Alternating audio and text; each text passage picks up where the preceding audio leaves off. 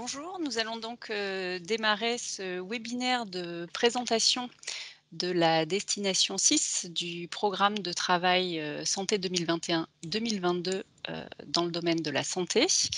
Donc nous allons faire une présentation à deux voix. Sophie Descamps, qui est actuellement en ligne, Bonjour. et, et moi-même, Virginie Sivan. Donc nous sommes toutes les deux point de contact national pour la santé. Alors ici, sur cette slide, vous voyez la composition du point de contact national santé pour Horizon Europe. Donc moi, je m'appelle Virginie Sivan, je suis coordinatrice du point de contact national et je suis également représentante au comité de programme santé. Sophie Descamps,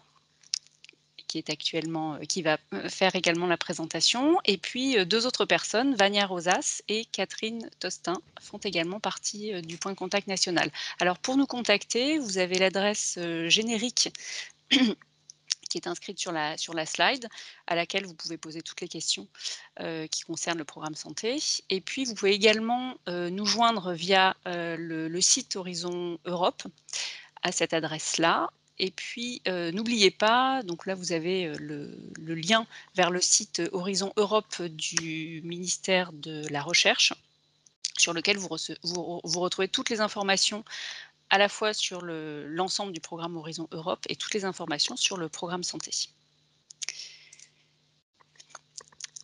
Alors quelques informations donc sur le programme de travail 2021-2022, le programme de travail du cluster santé qui a été publié le 16 juin 2021. Les appels sont ouverts depuis le 22 juin. Dans ce programme santé, vous avez 6 destinations et aujourd'hui, nous allons nous focaliser sur la destination 6, qui est une destination qui a un focus sur l'industrie. Donc sans plus attendre, donc quelques informations sur la structuration de ce programme de travail. Donc c'est un programme de travail donc dans lequel vous avez vu, nous avions 6 destinations. Pour chaque destination, vous avez un certain nombre d'impacts à long terme, donc des impacts scientifiques, économiques et sociaux auxquels les projets doivent répondre. Et puis, sous chaque destination, vous avez un certain nombre de topics, donc d'appels à projets, dans lesquels vous avez à la fois des expected outcomes, des impacts à court terme ou à moyen terme. Donc ce sont des impacts auxquels doivent répondre les projets qui vont être financés. Juste après la fin du projet. Et puis ensuite, vous avez le scope, donc le cadre du projet qui décrit quels sont les objectifs auxquels le projet doit répondre. Alors, dans le programme de travail, dans Horizon Europe, on parle beaucoup d'impact. On en parlait déjà beaucoup dans Horizon 2020. Mais aujourd'hui, la Commission européenne met l'accent sur le chemin vers l'impact. Donc, l'idée, c'est vraiment d'optimiser les investissements européens et de ne pas rester sur des résultats de projets non utilisés, mais justement de pouvoir utiliser ces projets. C'est-à-dire que l'objectif lorsque vous répondez à un appel à projet européen, c'est de répondre évidemment au scope du topic, mais surtout de montrer comment votre projet pourra contribuer à répondre aux impacts à court terme, donc on appelle les expected outcomes, et aux impacts à long terme que vous allez retrouver dans la destination. Alors, je vais juste vous faire un petit rappel sur les conditions de participation à ces appels à projets.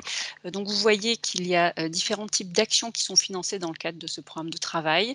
Dans la destination 6, nous n'aurons que des actions de recherche et d'innovation, mais vous allez retrouver dans les autres destinations des actions d'innovation, donc qui sont un peu plus aval le développement dans le développement de l'innovation et de la recherche, des actions de soutien et de coordination, donc qui ne sont pas des actions de recherche. Donc, nous avons plusieurs de ces types d'actions dans la destination 6. Et puis, vous pourrez aussi également retrouver des achats publics de pré-commercialisation et de solutions innovantes, mais que nous n'avons pas dans la destination 6. Au niveau des conditions d'éligibilité, le minimum, en fait, pour être éligible, c'est un consortium de 3 entités légales indépendantes qui sont établies dans un État membre ou un État associé différent, dont au moins une de ces entités se trouve dans un État membre. Alors toutes les entités légales de tous les pays peuvent participer. En revanche, ne sont éligibles au financement que les entités qui se trouvent dans les pays européens, donc dans les États membres, ou dans les États associés.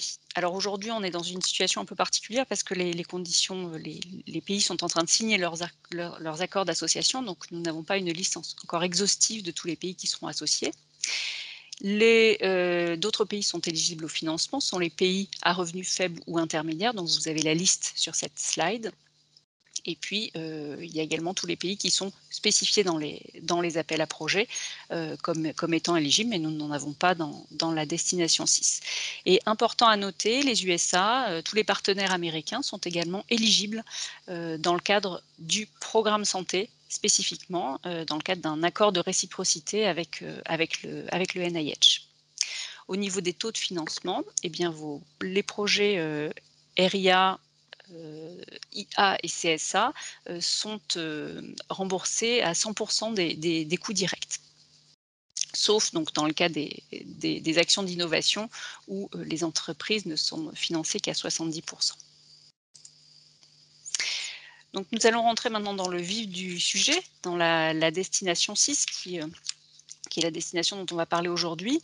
Donc cette destination a pour objectif de maintenir une industrie de santé innovante, durable et compétitive au niveau mondial. Alors, c'est vrai que l'industrie de la santé est un véritable moteur en fait pour la croissance et la capacité à fournir des technologies de santé au profit de l'Europe. Mais c'est vrai que le chemin de l'innovation de la santé est très long et souvent très complexe. En fait, il y a de nombreux obstacles entre la recherche amont et la mise sur le marché de ces technologies de santé, à la fois des obstacles réglementaires, des obstacles de marché, de sécurité, etc. Et donc, il est nécessaire en fait de mener donc ces recherches, ces recherches en intégrant justement les différentes parties prenantes très en amont en fait pour essayer de pallier à tous ces obstacles. De plus, donc il est important de noter que l'importance de la transition verte et de la transition numérique dans cette destination. Et donc pour répondre à tous ces challenges, l'objectif de cette destination, c'est de financer des projets de recherche et d'innovation qui vont avoir différents objectifs, produire des composés pharmaceutiques compatibles avec le pacte vert, de nombreuses méthodologies, des guidelines et des standards, mais également des nouvelles méthodologies pour soutenir les autorités publiques dans l'évaluation de nouvelles technologies de santé. Et puis enfin, le développement de produits pharmaceutiques pour répondre aux besoins non pourvus. Alors vous voyez qu'il y a un certain nombre d'impacts ce sont des impacts à long terme qui sont listés dans cette destination et qui vont concerner l'ensemble des appels à projets, des topics de cette destination. Alors, vous voyez que les impacts vont concerner d'abord principalement l'industrie de santé, puisqu'il est indiqué que l'industrie de santé devra être plus compétitive, plus durable, pour favoriser justement la croissance économique, en particulier avec les PME. Cette industrie de santé devra être également plus efficace et devra pouvoir identifier l'ensemble de la chaîne, de l'identification des besoins jusqu'au déploiement de solutions.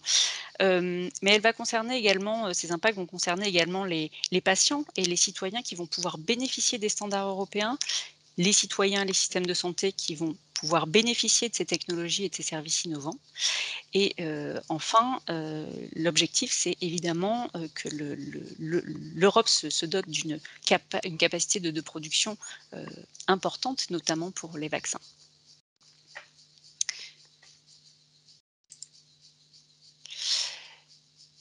Donc je vais passer la parole à Sophie qui va vous présenter, les appels à projets 2021.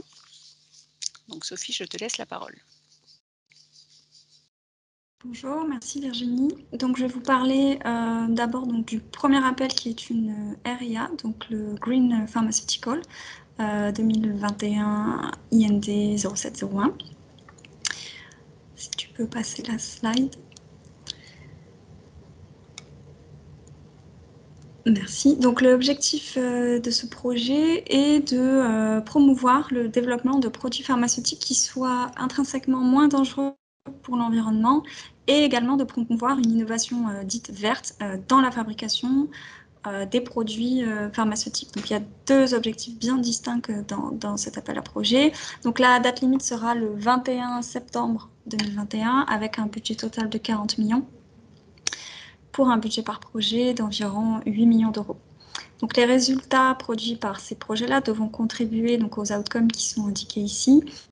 Donc ils devront permettre aux chercheurs et aux autorités réglementaires de mieux comprendre l'impact des produits pharmaceutiques sur l'environnement, permettre également aux autorités publiques d'établir des stratégies pharmaceutiques et des politiques basées sur des preuves scientifiques. Et ils devront permettre également aux innovateurs, aux chercheurs et aux industries pharmaceutiques de développer des produits qui soient plus verts ou de manière plus verte. Donc si on regarde en détail le scope de cet appel, on est vraiment sur soit la synthèse chimique plus verte ou des procédés industriels de fabrication plus respectueux de l'environnement. Donc le texte indique que les projets devront traiter plusieurs des points suivants. Donc il n'est pas attendu d'une proposition qu'elle traite tous les aspects, mais une combinaison de ces aspects. Donc d'une part, il y a les points qui concernent le développement de produits pharmaceutiques plus verts, donc qui vont se dégrader plus facilement en substances inoffensives, ou des études sur leur écotoxicité et le devenir environnemental de ces produits-là. Ou sinon, il y a une deuxième partie qui peut traiter donc, du développement de technologies de fabrication innovantes qui soient plus écologiques, à faible consommation d'énergie ou à faible émission, etc. Également, dans cette partie de production plus verte, on peut proposer des méthodes d'élimination des impuretés carcinogènes dans les processus. Et pour les propositions qui vont notamment s'intéresser à des nouvelles méthodes de production, il faudra explorer l'utilisation innovante de tout ce qui est transformation numérique ou robotique pour les méthodes de production compétitive, mais toujours donc pas dans le but unique de développer un outil numérique en soi, mais vraiment dans le but de contribuer à une production plus durable et plus verte.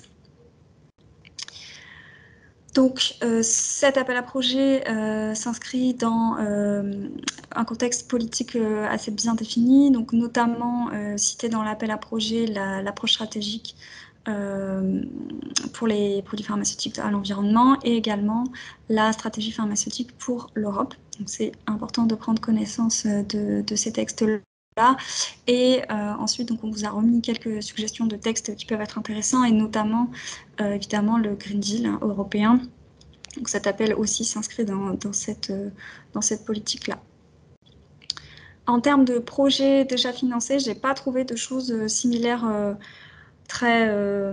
pas beaucoup de choses similaires déjà financées. Donc il y a eu un projet IMI qui s'appelait Chem21, donc Chemical Manufacturing Method, qui peut être intéressant. Donc après, c'est pas une liste exhaustive, hein, c'est à titre d'exemple.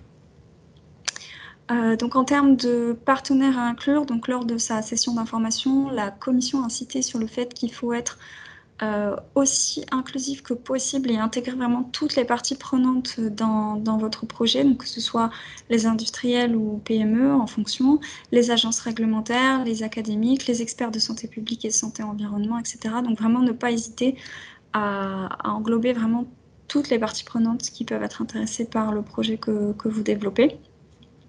Donc comme je le disais, il ne faut pas traiter obligatoirement les 5 aspects qui sont listés dans l'appel, et puis le budget de 8 millions d'euros ne le permettrait pas forcément. Il n'y a pas de TRL indiqué dans l'appel pour les solutions à développer, c'est au choix. Il faut juste faire attention à la mention du texte qui indique « Offer deployable technical solution and all relevant data ». Donc ça veut dire qu'à la fin du projet, il faut avoir quelque chose à déployer. Donc c'est à prendre en compte. Et enfin, une chose sur laquelle aussi les project officers ont insisté lors de la présentation, c'est vraiment d'intégrer cet aspect digital qui est demandé dans le texte de l'appel si vous traitez la partie méthode de production. C'est vraiment un des objectifs de la commission d'utiliser ces nouvelles technologies pour justement améliorer l'aspect durabilité de la production et diminuer la pollution. Voilà, donc c'est terminé pour cet appel. Je vais maintenant passer au deuxième appel de 2021. Donc cette fois-ci, c'est une CSA. Toujours pour la date limite du 21 septembre 2021. On a cette fois-ci un budget total de 2 millions d'euros pour un budget par projet de 2 millions d'euros. Donc il n'y aura qu'un seul projet financé. Et l'objectif de cette CSA est d'établir donc un mécanisme d'incitation pour la découverte, un mécanisme financier d'incitation pour la découverte de nouveaux antibiotiques dans les cas où il y a un besoin médical non pourvu ou un échec des solutions disponibles sur le marché. Donc dans ce cas, les résultats dans le cadre de cette CSA devront contribuer aux outcomes qui sont listés ci-dessous. Donc les autorités de santé et les fournisseurs de santé auront identifié les besoins et les acheteurs publics potentiels. Et ces fameux acheteurs publics potentiels seront prêts pour établir un partenariat d'innovation sur lequel je vais revenir dans la slide suivante. Donc, qu'est-ce qu'un Innovation Partnership? Donc, c'est un outil qu'on a peu l'habitude de voir dans le programme santé. Donc, en fait, c'est un outil légal de la Commission qui permet d'intégrer dans un contrat par des acheteurs publics à la fois l'achat de R&D pour créer une solution innovante, qui n'existe donc pas encore, et également l'achat et le déploiement de la solution innovante nouvellement créée. En quelque sorte, c'est une sorte de combinaison de PCP et PPI.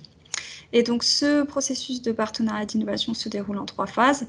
Une phase compétitive avec la sélection du ou des partenaires les plus appropriés pour développer le produit innovant. La deuxième phase, c'est donc la phase de R&D pour justement développer ce produit. Et la dernière phase, donc la phase commerciale et de déploiement. Donc, comme c'est un nouvel outil qui est peu connu, on va dire, des parties prenantes, la Commission a décidé, avant de lancer directement le financement de l'Innovation Partnership, de financer cette CSA qui va permettre donc de créer les conditions optimales pour établir ce futur partenariat d'innovation et établir les critères et les conditions du produit final à développer et à acheter. Donc ici, la proposition doit traiter tous les aspects qui sont listés dans l'appel, et donc notamment les menaces sanitaires émergentes, et en particulier celles liées à la résistance antimicrobienne, et l'identification des besoins de santé publique pertinents dans le cadre du développement de ces nouveaux antibiotiques.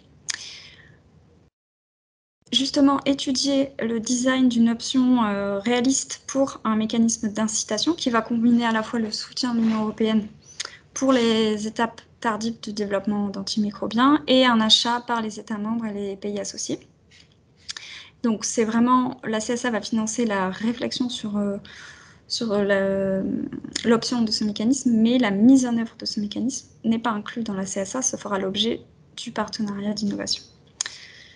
Donc, il faudra préparer et sensibiliser les développeurs et les fournisseurs d'antimicrobiens, identifier les défaillances du marché et les problèmes de disponibilité et d'accessibilité des produits thérapeutiques, définir les conditions pour le développement et l'achat de ces nouveaux antimicrobiens, définir aussi les exigences pour ce financement-là et les conditions pour l'utilisation prudente des nouveaux antimicrobiens.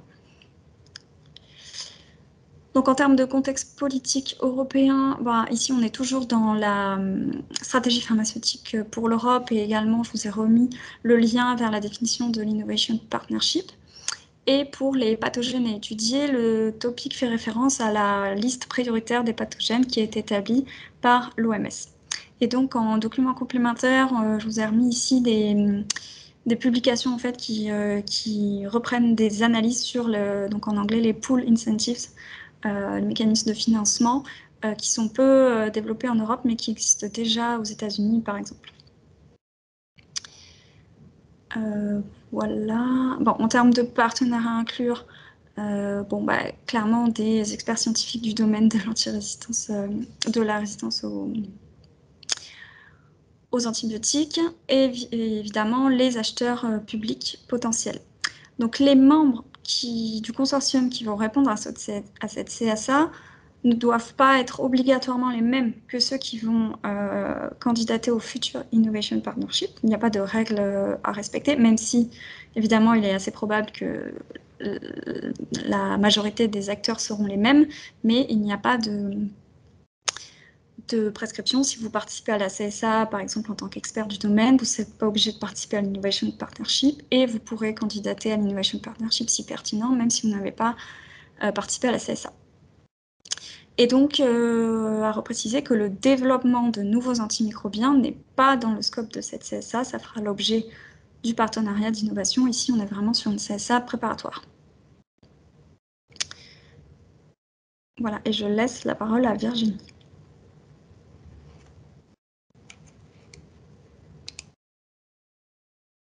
Virginie, on ne t'entend pas.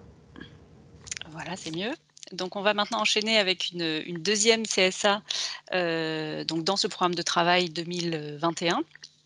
Donc là, on est sur une CSA dont l'objectif est de promouvoir un label pour la santé mobile, un label de confiance en Europe.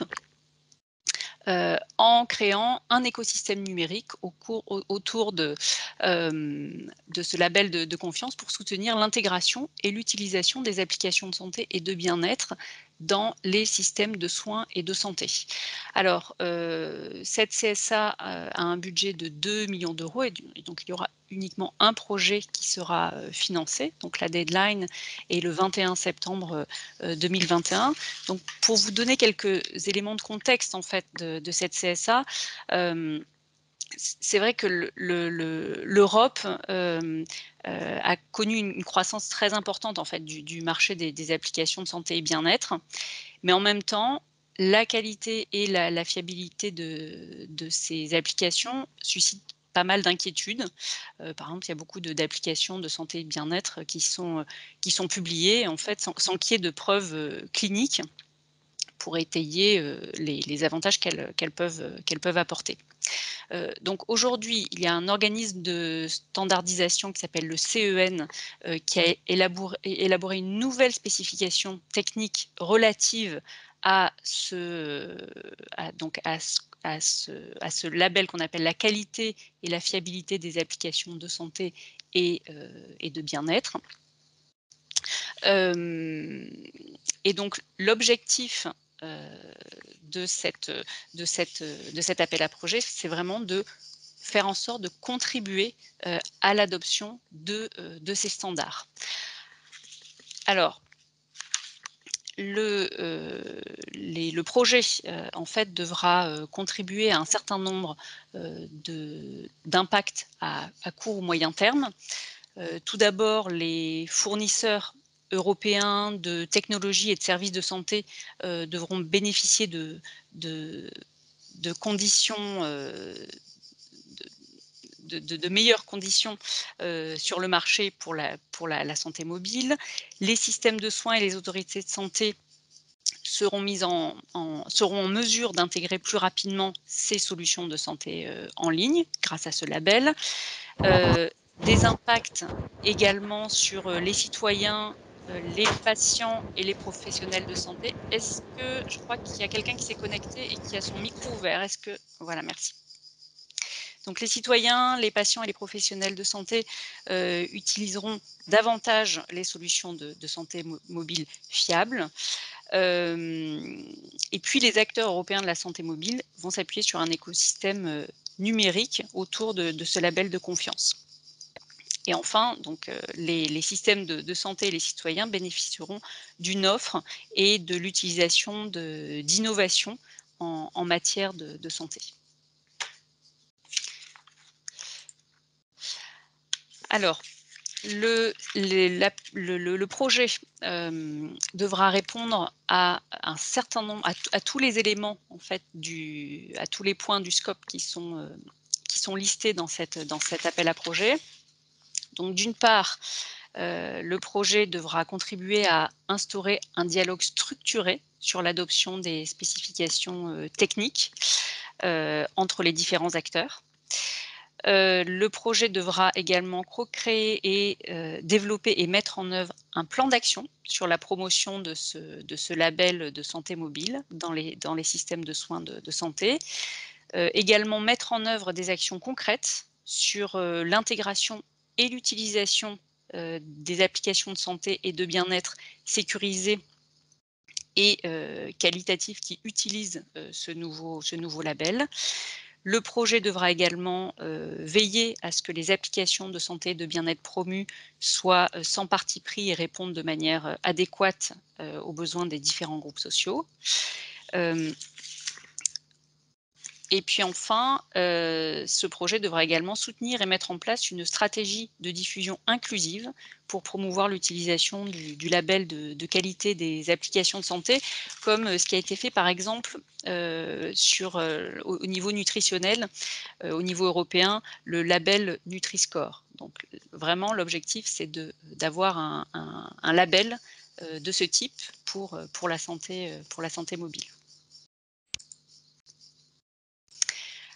Alors le contexte, au niveau du contexte politique, eh bien, il est principalement, basé sur, un document, qui a été publié d'ailleurs, qui est dans le texte de l'appel à projet, hein. C'est une consultation européenne, qui date de 2012, qui a été faite dans le cadre du plan d'action, e-santé. Et donc cette consultation avait pour but d'identifier les obstacles et les problèmes qui existaient en lien avec le déploiement justement de la santé mobile. Et donc, ce papier permettait d'aider à identifier les bonnes voies à suivre pour libérer tout potentiel de la santé mobile. Donc, il est important de se baser sur ce document-là et sur le green paper qui en est ressorti. Les projets qui ont été financés sur la thématique, donc en fait, il y a, un projet qui est particulièrement important, donc c'est une CSA qui a été, financée dans Horizon 2020, et donc qui est encore en cours, hein, elle a démarré en 2017, elle se termine en 2020. C'est une CSA dont l'objectif est de créer et de maintenir un centre de connaissances et d'innovation pour la santé mobile, centralisé pour suivre et favoriser l'adoption de la santé mobile et de l'innovation. Donc c'est vraiment un projet clé en fait, pour cette CSA. Elle est coordonnée par la Suisse et l'Espagne participe également à ce projet. Donc je vous invite vraiment à regarder ce projet justement pour vous lancer avant de vous lancer dans la CSA. Au niveau des acteurs à intégrer dans cette CSA, il y a un grand nombre d'acteurs à intégrer. Alors, soit les intégrer en tant que partenaires, mais en tout cas les intégrer dans le réseau qui va être créé grâce à cette CSA. Donc, cela concerne les développeurs d'applications, les représentants des systèmes de soins et de santé, les magasins d'applications, les sociétés médicales, les associations de patients,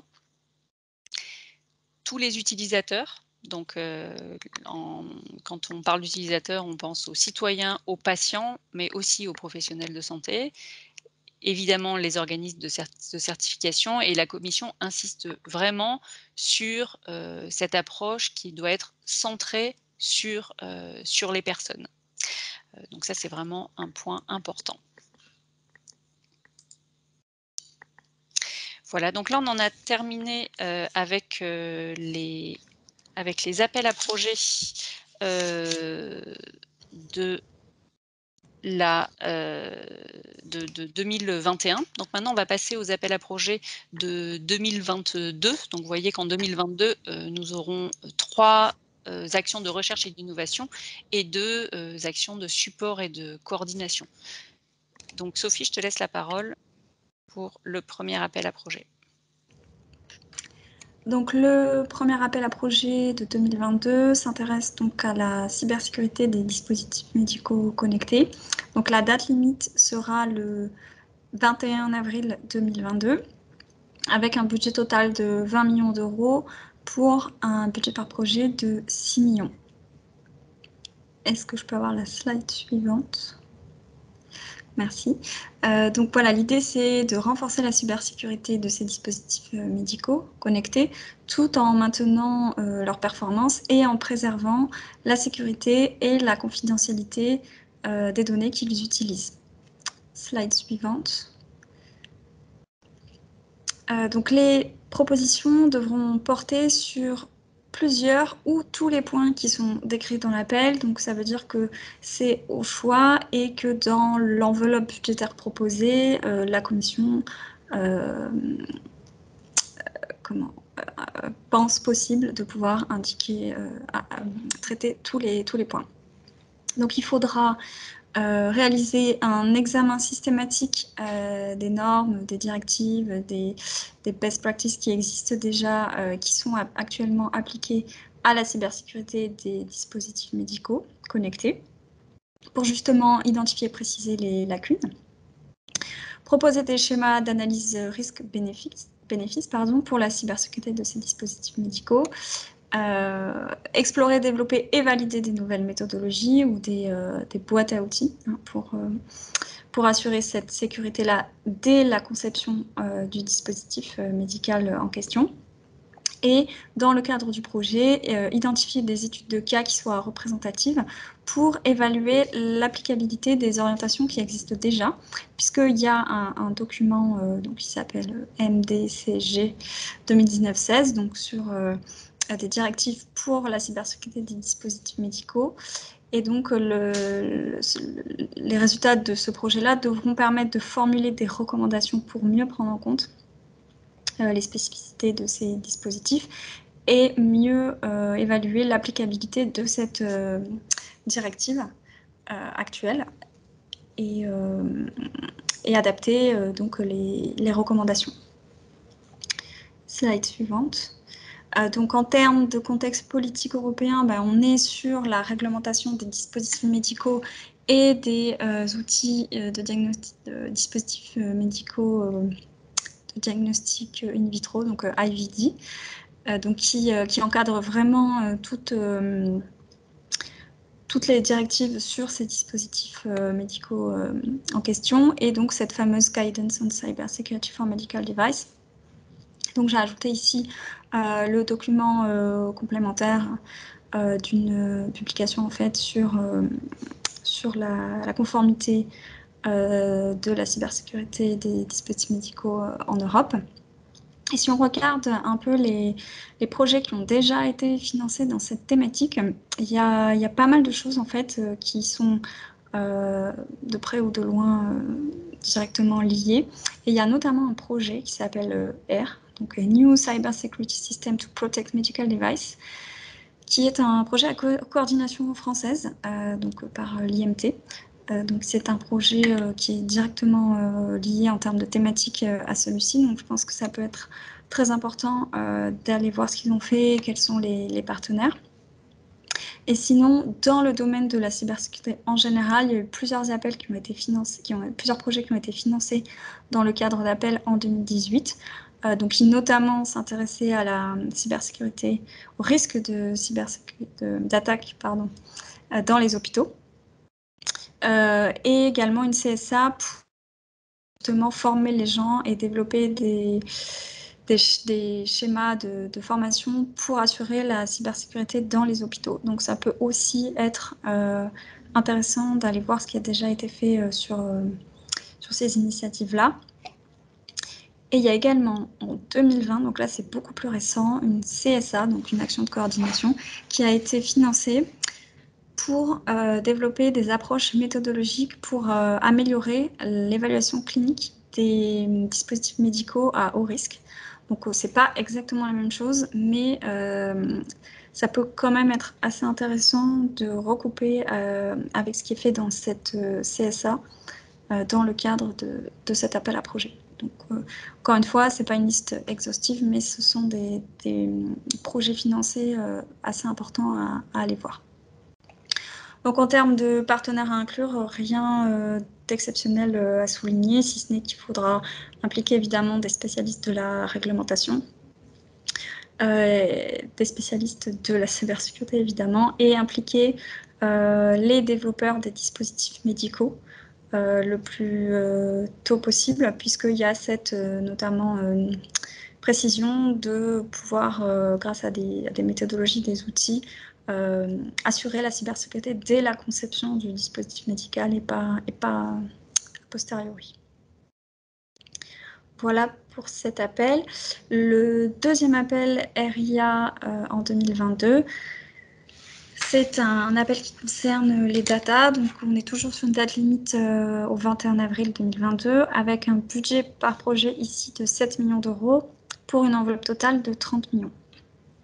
Donc ici, l'objectif du projet, c'est de développer le calcul multipartite, les techniques d'anonymisation des données et la génération de données synthétiques pour permettre le traitement de ces données de manière sécurisée et conforme à la réglementation RGPD, dans le but donc de faciliter la recherche et l'utilisation en clinique.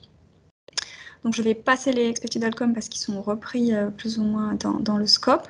Donc si on regarde le scope en détail, ici c'est un appel assez détaillé et la commission souligne le fait que les propositions devront traiter tous les aspects qui sont listés dans l'appel. Donc ça, encore une fois, c'est très important, ce n'est pas au choix. Si vous vous lancez dans cet appel à projet, il faut vraiment couvrir tout ce qui est demandé. Et donc c'est assez large, on va dire, donc ça va demander des partenaires avec des expertises différentes. Donc il va falloir consolider et déployer le calcul multipartite, les techniques d'anonymisation de données et la génération de données synthétiques. Donc à chaque fois, ce sont ces trois aspects-là qui doivent être intégrés. Ce n'est pas un seul aspect, c'est vraiment les trois. Pour soutenir donc les fournisseurs de technologies de santé et donc en particulier les PME. Et donc, soutenir le développement d'outils, de technologies, de solutions numériques qui soient innovantes, non biaisées, basées sur l'intelligence artificielle, justement au bénéfice des chercheurs, des patients et des fournisseurs de services de santé. Parce que le constat, c'est qu'il y a des données disponibles un peu partout, mais qu'on ne sait pas forcément exploiter et surtout pas forcément de manière respectueuse de la réglementation, notamment RGPD, pour respecter l'anonymisation et la confidentialité et la sécurité.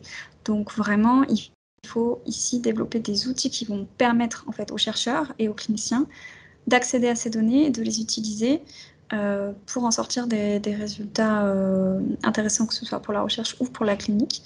Tout en respectant toutes les règles actuelles en Europe.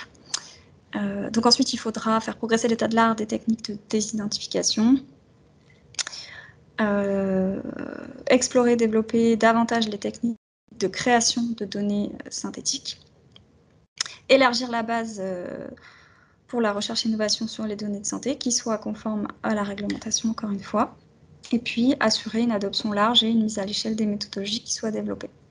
Donc on est sur un appel à projet vraiment assez large, avec à chaque fois développer des outils de calcul multipartite, des techniques d'anonymisation des données et la génération de données synthétiques.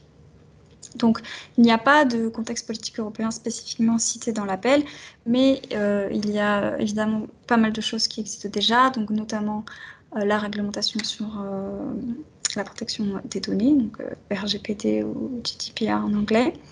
Et ensuite, il y a des choses qui sont plus ou moins liées, et notamment le European Strategy for Data. Hein, il y a toute une stratégie européenne pour l'utilisation des data, et également le European Health Data Space. Donc, je ne vais pas passer en détail, vous irez voir si vous êtes intéressé. Et donc, en termes de projets déjà financés, alors ce ne sont pas des projets directement dans la thématique ici de développement de calcul multipartite, etc. Mais il y a des projets un peu englobants, donc des CSA, qui ont été financés en 2020 et qui, je pense, peuvent être intéressantes, notamment une CSA sur la coordination et le soutien à des infrastructures numériques supranationales pour la génomique et la médecine personnalisée, donc qui rassemble en fait pas mal d'opérateurs sur les données génomiques. Également une CSA sur un Research and Innovation Cloud pour capitaliser sur l'initiative de partage des données qui existe déjà dans le domaine de la recherche en santé. Et en fait, pourquoi j'ai mis ça? Parce que pour développer un projet en réponse à cet appel, il va falloir avoir accès à un grand nombre de données, et donc ces infrastructures rassemblent déjà pas mal de ces données-là et pas mal d'acteurs en un seul projet. La slide suivante, donc ce qui est précisé dans l'appel, c'est d'inclure un maximum donc, des Health Data Hubs qui soient régionaux ou nationaux, puisqu'il va falloir fédérer un grand nombre de données, et ou des infrastructures de recherche, encore une fois, pour l'accès à ces données-là. Et j'ai terminé pour ces deux appels, je laisse la parole à Virginie. Donc on va enchaîner avec un troisième appel de recherche et d'innovation. Donc là, c'est un appel sur les nouveaux modèles de tarification. C'est une thématique qu'on n'a pas du tout l'habitude de voir dans nos appels à projets, qui est assez nouvelle. Donc ici, on est sur un budget de 15 millions d'euros, avec un budget par projet qui sera de 5 millions d'euros, avec une deadline le 21 avril 2022.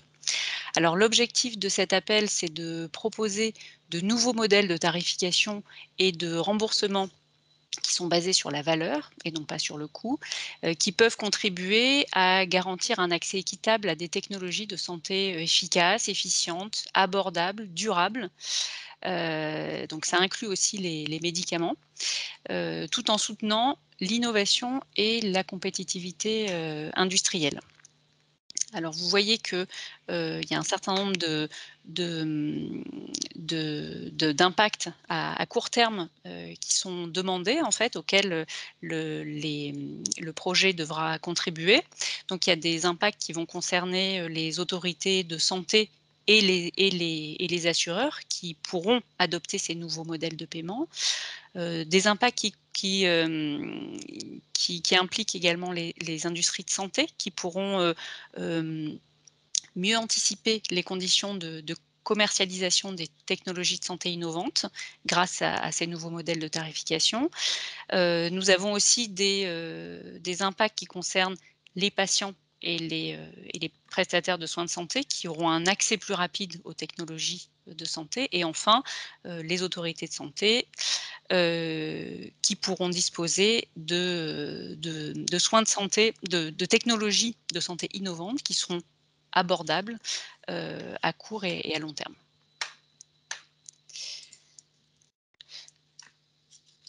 Alors, dans cet appel à projet, en fait, la commission demande à ce que la recherche, la recherche en fait qui doit être faite dans ces projets, dans ces projets-là, doit aborder la question de manière globale. En fait, elle doit se fonder sur une approche multidisciplinaire qui va combiner à la fois les sciences économiques, les sciences politiques et la sociologie. Donc, les propositions dans cet appel ne devront pas se limiter à l'étude des analyses coûts, efficacité et des seuils en fait dans la prise de décision, mais elles devront aussi aborder, par exemple les conséquences, à long terme des décisions de tarification et de remboursement. Donc vraiment, c'est un appel qui est assez large. Donc le consortium devra inclure des agences réglementaires et des autorités publiques de santé qui sont justement chargées de déterminer la valeur de ces technologies et de ces technologies de santé. Prendre en compte également l'engagement et le dialogue avec les citoyens, et donc la commission insiste sur des approches d'innovation sociale. Alors vous voyez qu'en termes de scope, il y a énormément de points qui doivent être abordés, et la proposition doit répondre à l'ensemble de ces points. Donc le premier point, c'est le caractère abordable des innovations en matière de santé. Le deuxième point, c'est la diversité des systèmes de tarification, la rentabilité économique, l'impact des différents modèles de paiement qui pourront être identifiés sur la concurrence à long terme et sur les marchés. L'influence, hein, on a dit que ça devait être l'appel à projet était très large, donc devra porter également sur l'influence de ces modèles de paiement. Également porter sur l'évaluation transparente et complète des coûts de développement, le développement, l'intégration et l'harmonisation d'outils qui permettent la validation des preuves cliniques, par exemple, et la rentabilité. Et puis enfin, les problèmes d'équité qui peuvent être associés à ces modèles de paiement, et les mesures pour les atténuer. Donc vous voyez, encore une fois, c'est un scope qui est très large, et il faut vraiment répondre à chacun des points de l'appel à projet pour ne pas se retrouver hors scope. Alors en termes de projets déjà financés, j'ai pas identifié en fait de projets financés directement sur les modèles de tarification. Par contre, il y a quelques projets, donc notamment dans le FP7, qui sont sur l'évaluation des systèmes de soins, des soins de santé, avec un volet financier. Donc il y a notamment un projet qui s'appelle EU Prime Care, dont l'objectif est d'utiliser des méthodes de recherche pour décrire différents modèles de soins primaires en Europe, évaluer leur qualité dans différentes dimensions, et notamment sur le volet financier. Et puis il y a un autre projet qui s'appelle Interquality. Donc là, c'est l'évaluation de la qualité des systèmes de santé au niveau européen. Mais on n'a rien vraiment de spécifique sur les modèles de tarification.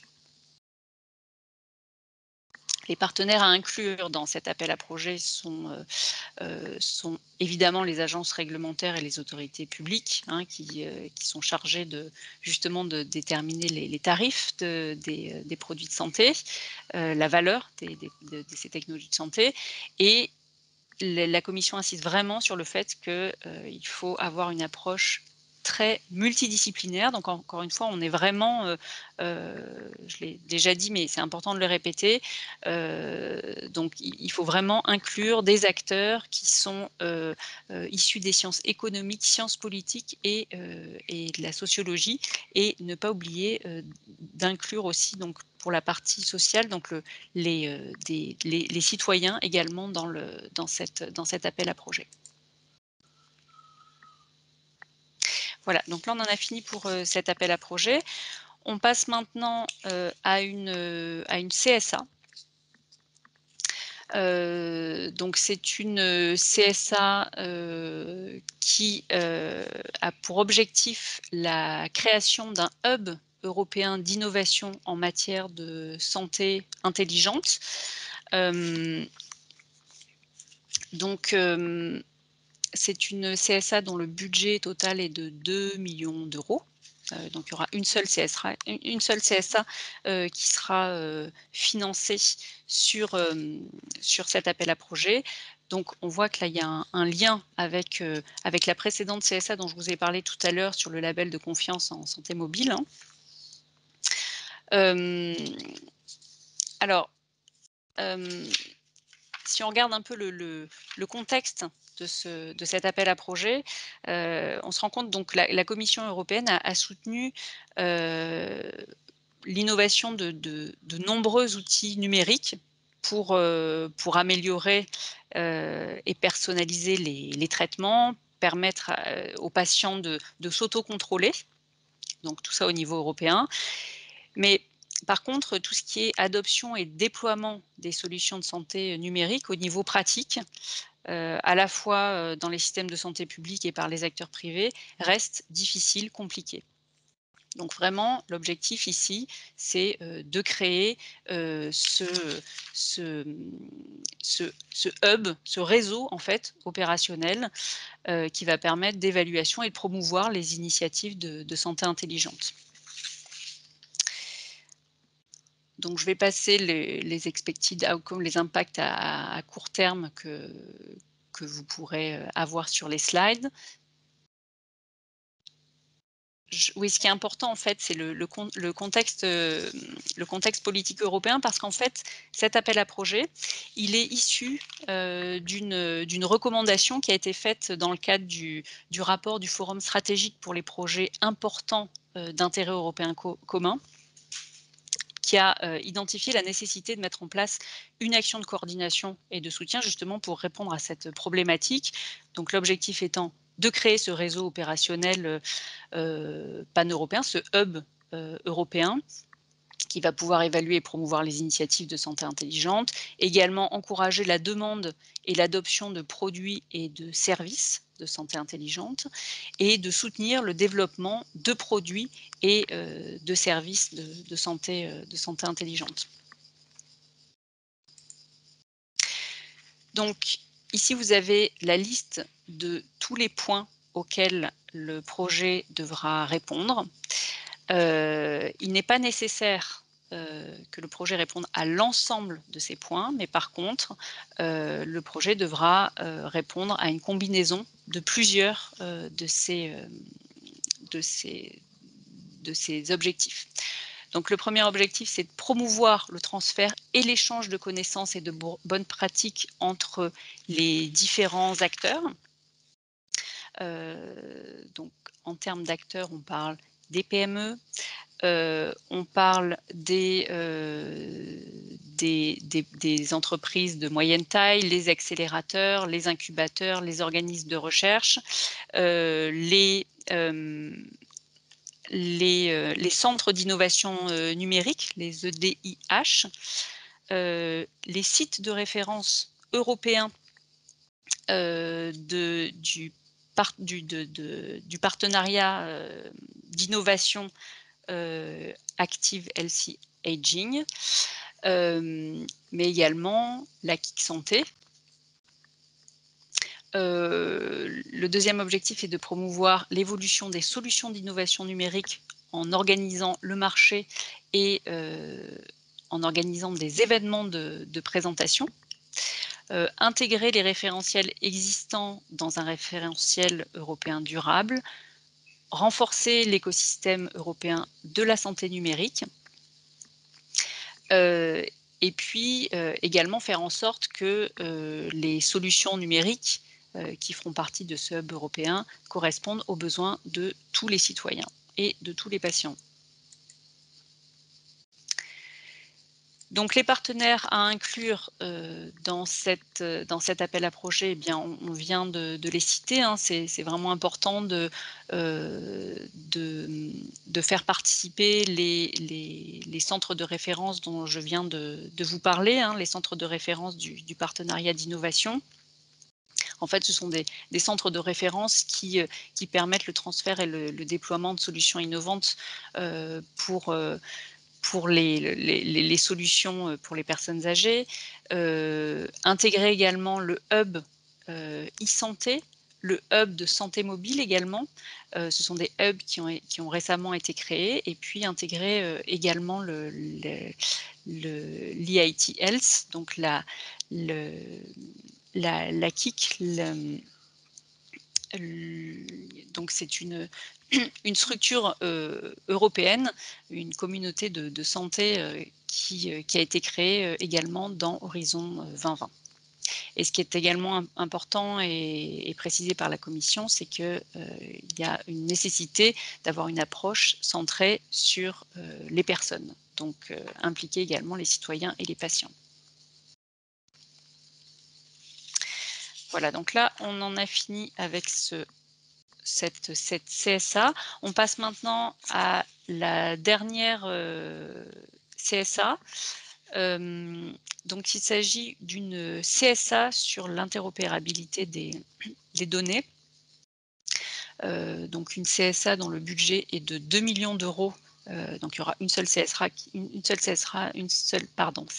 sera financée sur cet appel à projet. L'objectif, c'est de mettre en place un écosystème européen autour du format d'échange du dossier médical électronique. Donc c'est la réglementation dont vous a parlé Sophie tout à l'heure. Hein.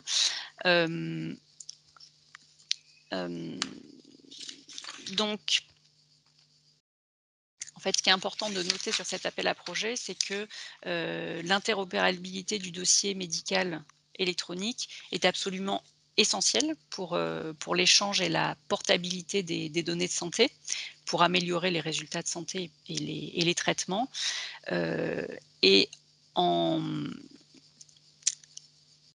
fait, la Commission européenne a soutenu des projets dont l'objectif était d'assurer le partage transfrontalier des données. Et en 2019, eh bien, elle a adopté une recommandation sur le format d'échange du dossier médical électronique.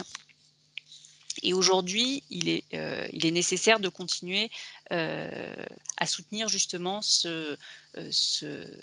à faire en sorte que cette recommandation soit prise en compte le plus largement possible, d'où la mise en place, le financement de cette CSA. Alors le scope de la CSA, vous voyez que le projet devra proposer des activités dans l'ensemble des domaines suivants. Le premier objectif, c'est d'établir et de maintenir une infrastructure évolutive pour l'innovation en matière de santé numérique, qui sera basée justement sur le principe de ce format d'échange du dossier médical électronique. Démontrer la faisabilité de solutions numériques interopérables en situation réelle et établir et maintenir un écosystème européen, donc des différentes parties prenantes dans le domaine de la santé numérique, en promouvant et en assurant l'adoption de cette infrastructure qui est basée sur ce format d'échange commun. Et enfin, il sera important également de créer et de valider un cadre permanent justement de cette infrastructure pour qu'elle puisse perdurer au cours du temps. Alors au niveau du contexte politique, il y a une recommandation qui est indiquée dans l'appel à projet, c'est la recommandation dont je vous parlais, hein, sur le format d'échange du dossier électronique. Et nous pouvons également faire référence à une autre politique européenne sur la transformation digitale des soins et de la santé. Alors, il sera extrêmement important, d'ailleurs c'est demandé explicitement en fait dans l'appel à projet, de s'appuyer sur un certain nombre de projets qui ont déjà été financés dans le cadre d'Horizon 2020. Donc il ne s'agit pas pour cette CSA de partir de rien, mais il faut vraiment s'appuyer sur, puisque la Commission européenne a financé beaucoup de projets sur l'interopérabilité. Donc il faudra vraiment s'appuyer sur les projets qui ont été financés. Donc là, vous avez la liste des appels à projets qui ont été proposés dans le cadre d'Horizon 2020 et les différents projets qui ont été financés, que vous pouvez regarder dans le détail. Et en termes de partenaires à inclure, bien, il est important d'inclure à la fois les autorités nationales et les ministères qui sont représentés dans les réseaux de santé. Et puis, également important d'inclure l'écosystème des acteurs de la santé numérique, mais de manière très large. Donc cela inclut, les différents acteurs qui travaillent sur l'innovation en matière de numérique de santé, donc les concepteurs, les développeurs d'applications, les PME, les pôles d'innovation, les réseaux de professionnels, mais également les associations de patients, les organismes de normalisation. Donc l'objectif, c'est vraiment de mettre en place, cet écosystème, dans le cadre de cette CSA. Voilà, donc là, on a fini pour la description de ces différents appels, à projets. Je vous rappelle, en fait, que, vous avez des webinaires qui ont été organisés sur les différentes, destinations, que vous pouvez retrouver en replay sur le site, français d'Horizon Europe. Donc vous avez le lien, sur cette slide. Quelques informations supplémentaires, une FAQ a été mise en ligne sur, donc une FAQ qui est basée sur la présentation sur l'info-D qu'a organisé la Commission européenne et qui reprend l'ensemble des réponses qui ont été apportées aux questions qui étaient posées sur, les différents topics, des appels 2021 du programme, santé. Donc vous avez l'ensemble de ces informations qui est rassemblée dans la FAQ que vous pouvez retrouver sur via ce lien. N'oubliez pas que vous avez également la possibilité, de proposer une offre d'expertise, en réponse à un appel à projet du programme santé. Si vous voulez que cette offre soit diffusée au niveau européen, vous devez nous envoyer un mail à l'adresse générique du PCN, santé. Nous vous transmettrons une fiche contact, qu'ensuite nous pourrons transmettre, de manière large à l'ensemble des PCN, européens. Je vous ai remis également le lien vers le webinaire qui a été organisé par la Commission européenne sur les appels de 2021. Et puis, je vous rappelle que toutes les informations sur le cluster santé sont, disponibles sur le site français Horizon Europe et que pour toute question, vous pouvez contacter le PCN via l'adresse, générique qui est sur, cette slide. Je vous remercie pour votre, participation et je vous dis à très bientôt. Au revoir. Au revoir.